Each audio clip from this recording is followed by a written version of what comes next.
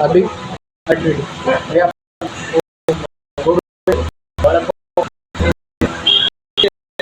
सामने सामने आया आवाज आ रही है।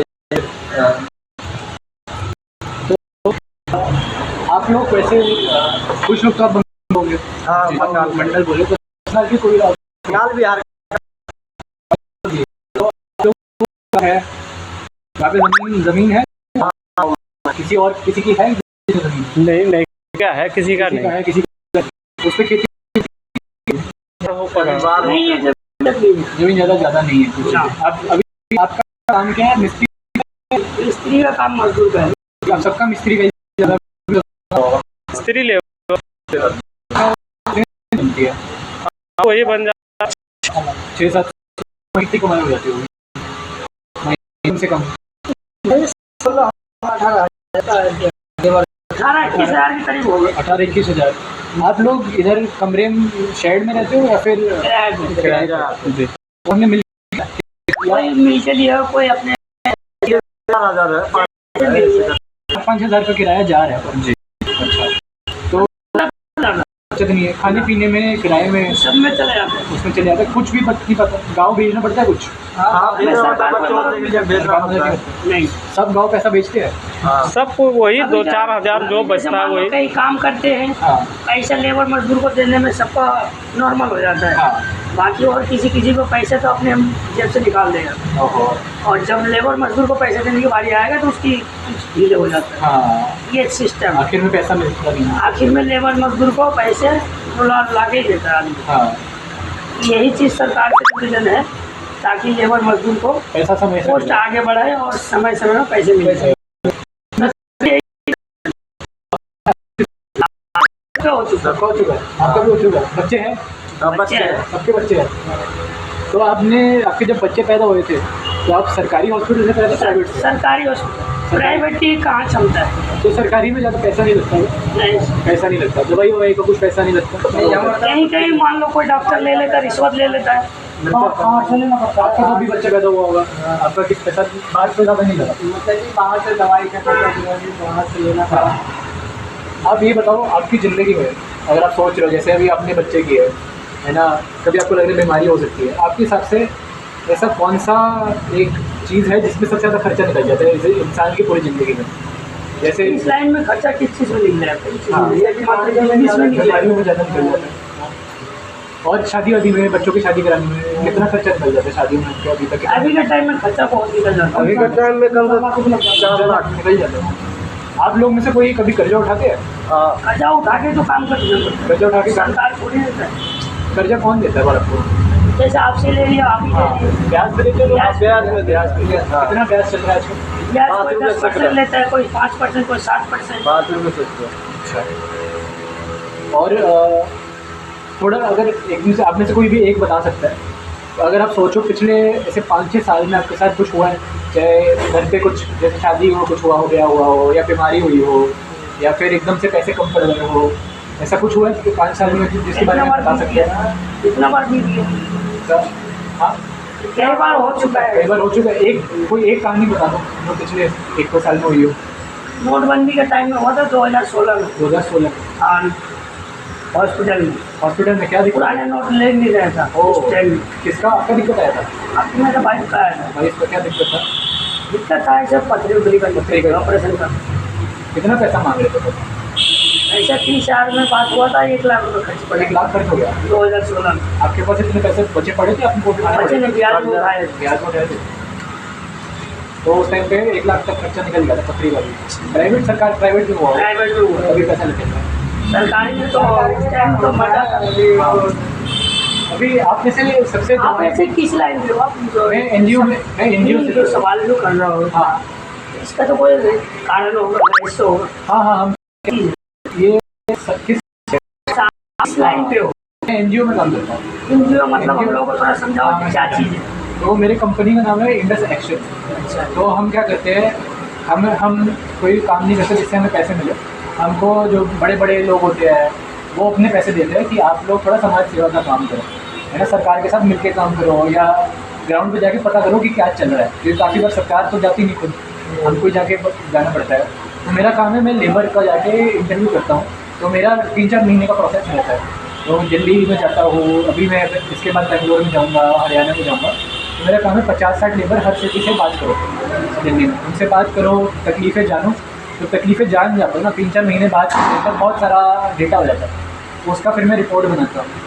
तो वो रिपोर्ट फिर उसमें ऐसा नहीं होता कि किसी का नाम नहीं आता, ऐसा होता है कि 50 लोग से बात करी, 50 लोग में ये दिक्कत आई, 25 लोग ने कर्जा उठाया, 20 लोग को दिक्कत आई थी, उसकी क्या बोलते हैं, बीमारी की दिक्कत आई थी।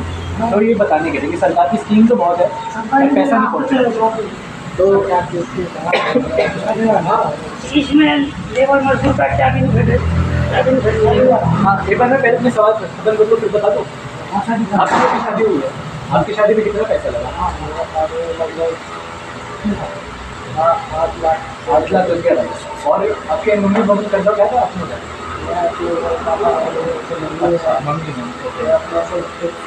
खुद से हुआ कर्जा उठाया या फिर पूरा बचा के? पूरा कर्जा उठाए अभी भी चुका रहे होंगे? 4 लाख रुपये बचा। कितने ब्याज पे मिला? 1%। आपका और किसी और की ज़िंदगी में पिछले 5-6 साल में ऐसा कुछ हुआ है जिसमें ज़्यादा खर्चा निकल गया हो, उसके बारे में बताना चाहते हैं? ऐसा कोई और है? हम लोग छोटे थे, मेरा पापा गुजर गया था, बहुत दिक्कतें आ रही हैं।